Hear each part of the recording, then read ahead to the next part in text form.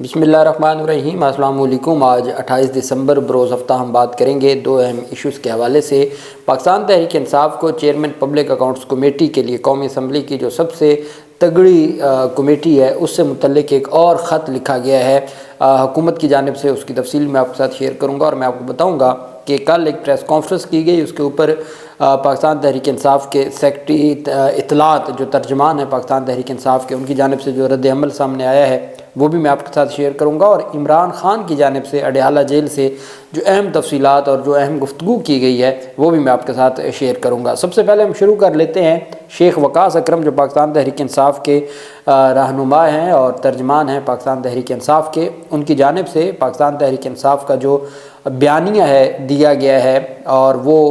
کل کی جو پریس کانفرنس ہے، اہم پریس کانفرنس تھی کل، اور اس کے حوالے سے پاکستان تحریک انصاف نے بھی اپنا رد عمل دیا ہے۔ D G I S P R lieutenant general Ahmed Sharif Chaudhry کی پریس کانفرنس پر پاکستان تحریک انصاف کے مرکزی سیکرٹری اطلاعات شیخ وقاص اکرم نے رد عمل دیتے ہوئے کہا کہ جزا و سزا کے فیصلے آئین کے تحت عدالتی نظام کے ذمے ہیں۔ دفاعی اداروں کا عدالتیں لگانے سے مہلک اثرات مرتب ہوتے ہیں۔ پاک فوج کے اچھا ایک اور بات، جو مختلف دنیا میں ایسے واقعات ہوئے، جیسے ہم کیپٹل ہل کی بات کرتے ہیں یا مختلف جگہوں پر اگر کوئی کسی ملک کی پارلیمنٹ کے اوپر حملہ ہوا، کسی ملک کے ایوان صدر یا ایوان وزیر اعظم پر حملہ ہوا، جیسے امریکہ میں ہوا، تو وہاں کسی بھی ملک میں حملے ایسے واقعات ضرور ہوئے، جیسے 9 مئی کو پاکستان میں ہوا، لیکن دنیا میں کہیں مثال چونکہ اس کی دی جاتی ہے نا کہ فلاں جگہ ایسا ہوا، فلاں جگہ ایسا ہوا، فلاں جگہ ایسا ہوا، اس کی مثال دی جاتی ہے، لیکن دنیا میں جتنے بھی جمہوری ملک ہیں وہاں کبھی بھی آرمی عدالتوں میں ٹرائل نہیں ہوا ان لوگوں کا، وہی سویلین عدالتوں میں ہی ٹرائل ہوا اور سزائیں بھی ہوئی ہیں۔ تو یہ جو اس کی مثال دی جاتی ہے تو پھر نظام بھی وہی دینا چاہیے۔ ان کی جانب سے کہا گیا کہ جو انصاف مکمل شفافیت کا متقاضی ہے اور ریاست روایتی طرز عمل سے بالا تر ہو کر انصاف کے قیام کی پابند ہے۔ اپنے ویڈیو پیغام میں شیخ وقاص اکرم نے کہا کہ پہلے سے طے شدہ تاثرات اور تصورات کی روشنی میں فیصلے سنانے سے انصاف قائم ہو سکتا ہے، نہ اسے بطور انصاف کوئی قبولیت میسر آ سکتی ہے۔ جزا و سزا کے فیصلے آئین کے تحت عدالتی نظام کے ذمے ہیں۔ دفاعی اداروں کے عدالتیں لگانے سے انصاف اور ریاست کے دستوری نظام پر نہایت مہلک اثرات مرتب ہوتے ہیں۔ یہی وجہ ہے کہ فوجی عدالتوں کے نہیں، آزاد آئینی عدالتوں کے فیصلے ہی دنیا میں قبولیت کا درجہ پاتے ہیں۔ انہوں نے کہا ملک میں انتشار اور کشمکش کی بنیادی وجہ ریاست کے طرز فکر اور طرز عمل اور بیان و اظہار میں سنگین نوعیت کا بگاڑ ہے۔ نہایت ناقص، غیر حقیقی اور نفرت آمیز بنیادوں پر کھڑا ریاستی بیانیہ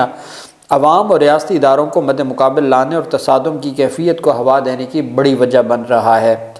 پی ٹی آئی رہنما کا کہنا تھا کہ حکومت اور ریاستی فیصلہ سازوں کی ناقص پالیسیوں اور تنقید اور عوام کی جانب سے اپنی آراء کے اظہار کو انتشار یا ریاست مخالف کی اینک سے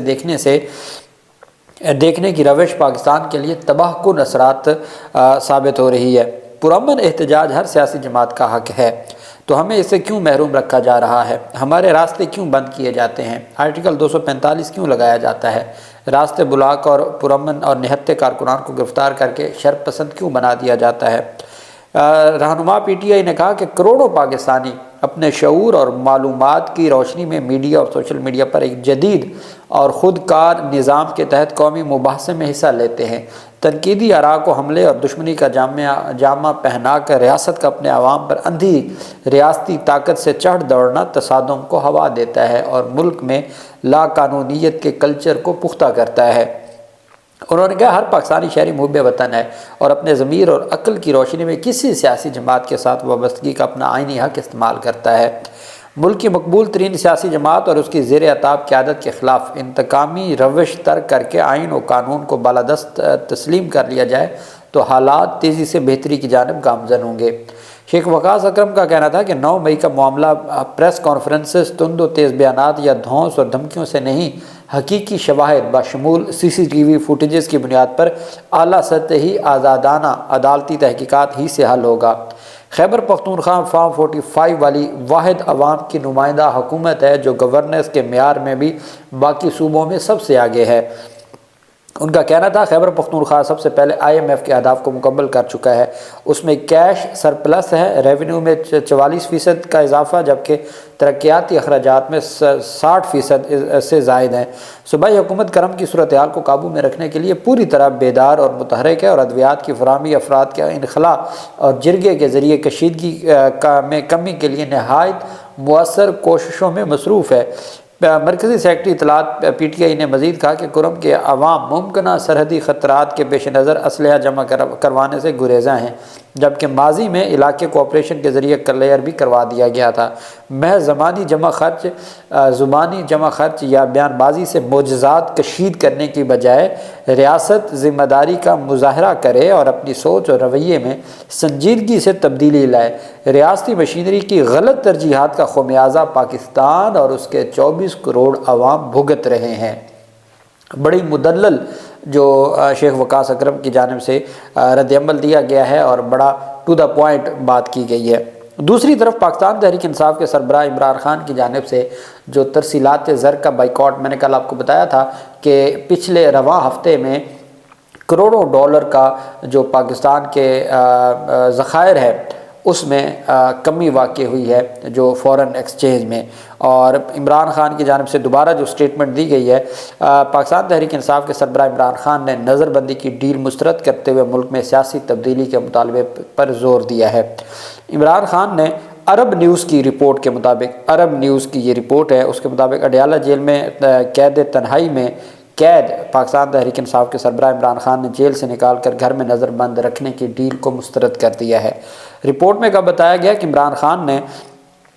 کہا ہے کہ حکومت کے ساتھ مذاکرات اور ان کی جماعت کو سیاسی مواقع فراہم کرنے کے لیے انہیں ڈیل کی پیشکش کی گئی تھی، جس کے تحت وہ مجھے بنی گالہ واقع رہائش گاہ میں نظر بند رکھیں گے۔ عمران خان نے زور دیا کہ اس طرح کی ڈیل قبول کرنے کی بجائے وہ جیل میں رہنے کو ترجیح دیں گے، اور اصرار کیا کہ PTI کے تمام قیدیوں کو پہلے رہا کیا جائے۔ عمران خان نے بیان میں بیرون ملک پاکستانیوں سے مطالبہ کیا کہ ترسیلات زر کا بائیکاٹ کریں اور اس سے حقیقی آزادی اور ملک میں جمہوریت کی بحالی کے لیے اپنا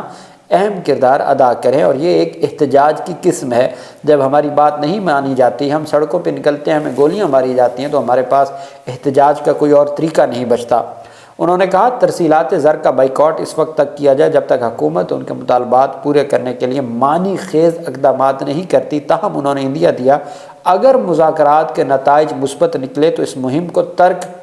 کیا جا سکتا ہے۔ عمران خان نے اپنے بیان میں 9 مئی کے واقعات سے جڑے پاکستان تحریک انصاف کے کارکنان کے فوجی عدالتوں میں ٹرائل پر بھی شدید تنقید کی اور اس سے شفافیت اور جو شہری حقوق کی خلاف ورزی قرار دیتے ہوئے مذمت کی۔ عمران خان نے کہا ٹرائل کھلی عدالت میں ویڈیو ثبوت کے ساتھ ہونا چاہیے،